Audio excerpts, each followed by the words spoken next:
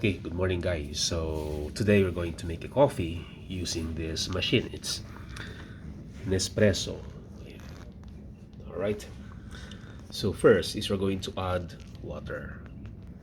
To add water, just open the water container lid here and add water.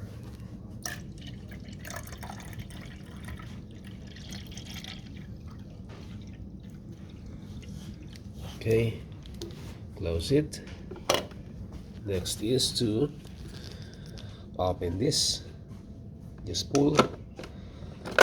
That will eject the old capsule.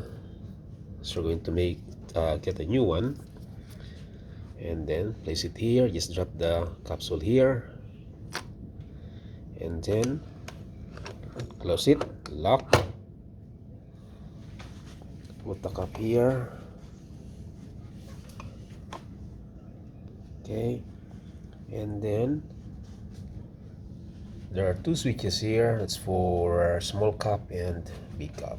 So we're going to press the big cup here. Okay.